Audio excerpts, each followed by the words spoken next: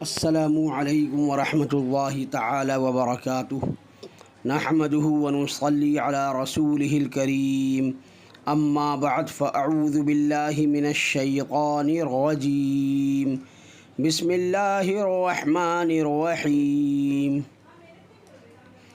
Welcome to my YouTube channel دینی باتیں bye Jaish Misbahi میں آپ کا خیر مقدم ہے۔ آج میں آپ کی خدمت ناز میں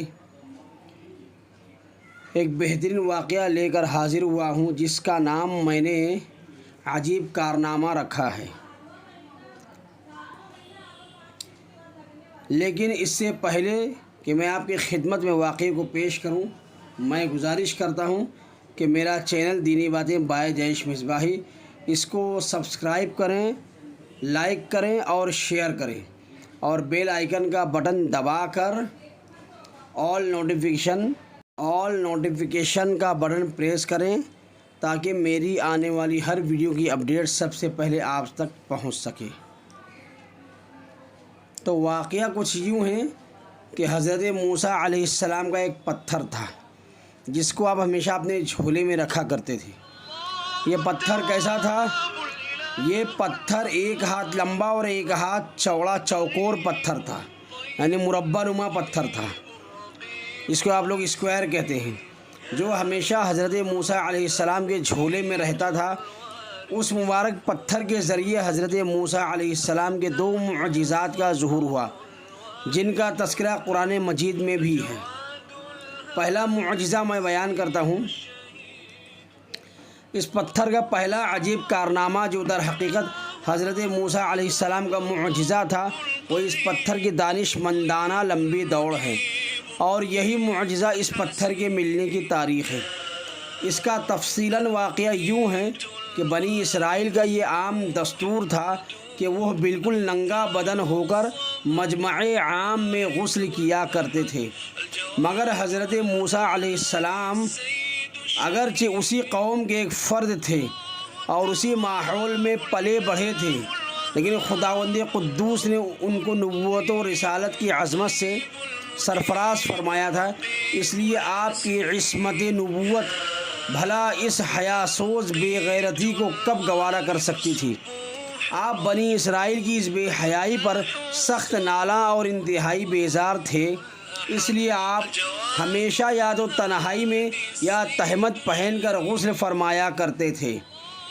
بنی اسرائیل نے جب یہ دیکھا کہ آپ کبھی بھی ننگے بدن ہو کر غسل نہیں فرماتے، تو ظالموں نے آپ پر بہتان لگا دیا کہ آپ کے بدن کے اندرونی حصے میں یا تو برس کا سفید داغ یا کوئی ایسا عیب ضرور ہے جس کو چھپانے کے لیے یہ کبھی برہنہ نہیں ہوتے، اور ظالموں نے اس تہمت کا اس قدر اعلان اور چرچا کیا کہ ہر کوچہ و بازار میں اس کا پروپیگنڈا پھیل گیا۔ اس مکروہ تہمت کی شورش کا حضرت موسیٰ علیہ السلام کے قلب نازک پر بڑا صدمہ و رنج گزرا، اور آپ بڑی کوفت اور اذیت میں پڑ گئے۔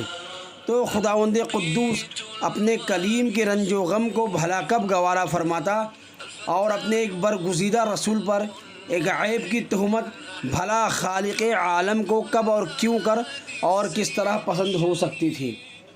اللہ تبارک و تعالی نے آپ کی برأت اور بے عیبی ظاہر کر دینے کا ایک ایسا ذریعہ پیدا فرما دیا کہ دم زدن میں بنی اسرائیل کے پروپیگنڈا اور ان کے شکوک و شبہات کے بادل چھٹ گئے، اور آپ کی برأت اور بے عیبی کا سورج آفتاب عالم تاب سے زیادہ روشن و آشکارا ہو گیا۔ اور وہ یوں ہوا کہ ایک دن آپ پہاڑوں کے دامن میں چھپے ہوئے ایک چشمے پر غسل کے لیے تشریف لے گئے، اور یہ دیکھ کر کہ یہاں دور دور تک کسی انسان کا نام و نشان نہیں ہے، اس لیے آپ اپنے تمام کپڑوں کو ایک پتھر پر رکھ کر اور بالکل برہنہ بدن ہو کر غسل فرمانے لگے۔ غسل کے بعد جب آپ لباس پہننے کے لیے پتھر کے پاس پہنچے تو کیا دیکھا کہ پتھر آپ کے کپڑوں کو لیے ہوئے سرپٹ بھاگا جا رہا ہے۔ یہ دیکھ کر حضرت موسیٰ علیہ السلام بھی اس پتھر کے پیچھے پیچھے دوڑنے لگے اور فرمانے لگے کہ ثوبی حجر ثوبی حجر، یعنی اے پتھر میرا کپڑا، اے پتھر میرا کپڑا۔ مگر یہ پتھر برابر بھاگتا رہا یہاں تک کہ شہر کی بڑی بڑی سڑکوں سے گزرتا ہوا گلی کوچوں میں پہنچ گیا، اور آپ بھی برہنہ بدن ہونے کی حالت میں برابر پتھر کو دوڑاتے چلے گئے۔ اس طرح بنی اسرائیل کے ہر چھوٹے بڑے نے اپنی آنکھوں سے دیکھ لیا کہ سر سے پاؤں تک آپ کے مقدس بدن میں کہیں بھی کوئی عیب نہیں ہے، بلکہ آپ کے جسم اقدس کا ہر حصہ حسن و جمال میں اس قدر نقطہ کمال کو پہنچا ہوا ہے کہ عام انسانوں میں اس کی مثال تقریباً محال ہے۔ چنانچہ بنی اسرائیل کے ہر فرد کی زبان پر یہی جملہ تھا کہ خدا کی قسم حضرت موسیٰ بالکل ہی بے عیب ہیں۔